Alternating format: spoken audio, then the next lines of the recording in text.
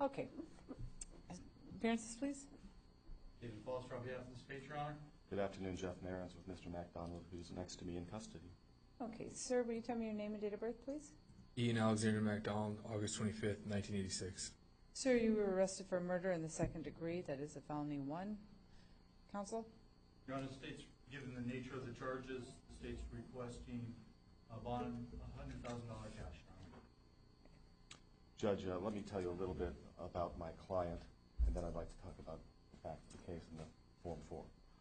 My client was born in born in New York, and he lived most of his life in Long Island, where he grew up. Went to high school, graduated in 2004, and in 2006 he joined the United States Marines. After training, he started an organization called FAST, which stands for Fleet Anti-Terrorism Security Team. He was given top secret clearance. He can't even tell me what he did. He doesn't have clearance to do so. But I know it involves guarding radioactive materials and having access to such. That's how responsible he was and what the Marines let him do because of his security clearance. He is on inactive duty now and only has secret clearance, but he had top secret when he was active. He did that for a few years. In 2009, he got promoted to sergeant, was given a position of squad leader, which means he had 13 Marines under him because he was that responsible and talented. He was also so bright that they sent him to a special school to learn Pashto, the dialect of the Afghanis, where he acted as interpreter, a liaison to the Afghans. He also had 40 Afghani soldiers under his command. He has over 130 hours of sustained firefight experience. He's been given the Marine Corps Achievement Medal with a V for valid. He's been given the Good Conduct Medal. He turned down the Purple Heart because he didn't believe his injuries warranted it. He's been through 4 tours of duty. He is now on inactive duty. I would suggest to this court that his service to this country demands some respect, and his bond should reflect that. This is not an irresponsible man. He is here. He will answer appropriately. He will show up for all his court dates. Let us talk a little bit about, well, I should say, the Form 4 indicates that he doesn't have a job. He does have a job. He's been offered a position. He expects to start in the next few days. Do you know what that is, Counsel? Apria Healthcare, as transportation leader. It's a very high position. He'd be second in command for that particular detail, if that's the right word I'm looking for. Also, his father is a retired police officer. He grew up with a police officer as a father. One other thing. This seems to indicate that he has a New Hampshire assault conviction. We do not believe that to be true. He and his brother were in a fight. Police were called. There was no conviction. Okay. Now, let's talk about the facts of this case. It appears from the Form 4 that they have no eyewitness to say he did it. They have no confession. They have no murder weapon. They have exactly nothing. They have him at the scene of a fight. He was interrogated for over 2 hours by the police. He could have lawyered up. He didn't. He chose to talk. The entire time, despite the fact that police are trained in various interrogation techniques, at no time did he ever say, I stabbed this guy. He always said, I was there. I didn't stab him. Interestingly, he's been on liberty since this happened on the 27th of last month. They questioned him at the scene. They patted him down at the scene. He did not have a knife on him. They don't have a weapon. They don't have anybody who says he did it. All they have is a bunch of stuff that's inadmissible under 404 because he's carried a knife in the past. That's all they have, and they have an anonymous tip. I would not be surprised if this court didn't find probable cause and set the police back to do some more investigation. The police all this week have been saying, because after he was interrogated, they didn't take him into custody because they didn't have probable cause. They told the papers they were waiting for forensic evidence because they didn't have enough to charge him without forensic evidence.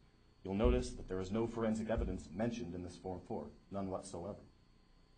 Given that, I would suggest an appropriate bond would be $10,000 or less. Counsel, any response? Your Honor, the Form 4 indicates that there was a fight. He was seen on the victim in such a manner that would be consistent with the victim's injuries. We do also note that his clothing was the only one that had blood on it. The Form 4 states that it is additional DNA testing will be performed on the shirt, although I believe it states that there was immediately not found to be the victim's blood initially, something to that effect. There are statements made of a supposed confession to an individual that the Form 4 does not name, however, is a known acquaintance, as also a description of what happened with the weapon, as well as photographs of the weapon, the alleged weapon in his pocket taken on his cell phone at the location just prior to our victim passing. He was also the only individual involved in a fight with the victim, he and his girlfriend. And where she was observed on our victim is inconsistent with our victim's stab wounds. May I address that, Judge? You may. Your Honor, there was a melee in a parking lot. There were dozens of people there around the fight. My client never denied that the bouncer was holding him down. There would be no reason he wouldn't have the bouncer's blood on him because somebody stabbed him. Not him. Somebody else did. There were, within 6 feet of this fight, dozens and dozens of people. When the police came and questioned, many of those people got out of there with never being questioned by the police. So they have dozens of suspects, not just one. He was the one the bouncer was holding down. He was on the bottom. And like I said, my independent investigation of this has indicated there were at least a dozen people within a few feet of that fight. Well, we're not here to determine whether he's guilty or not today. The police report requested a $1 million cash bond. The state is requesting a $100,000 cash bond. That says to me that they've taken into consideration the exemplary record that you have. They don't know about it. They don't know about it. Well, the state does. I don't believe that to be true.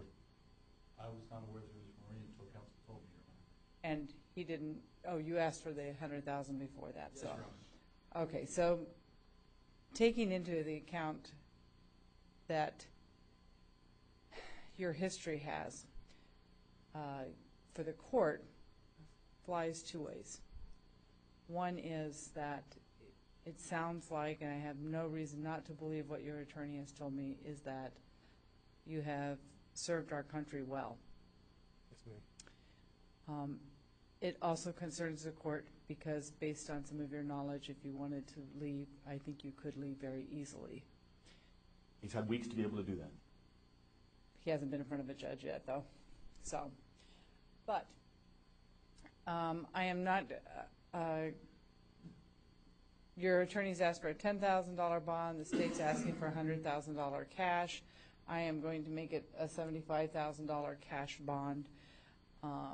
You will have a court hearing within a week. At that time, your attorney can ask for a bond reduction at that time. Okay? Understood. So, if there's nothing else, No, thank you. okay. Then, okay, we're adjourned on this matter. Good luck to you, sir. Thank Any you. chance I can have a few moments? You can, let me give you some court dates real quick. Okay, thank you. You ready? You ready? Oh, that's right, you're paperless now. Yes. Well, he's gonna get a piece of paper, but you want to give him? Go ahead. She'll go ahead and do it. It's going to be on the 14th. Both the status and the preliminary. Oh,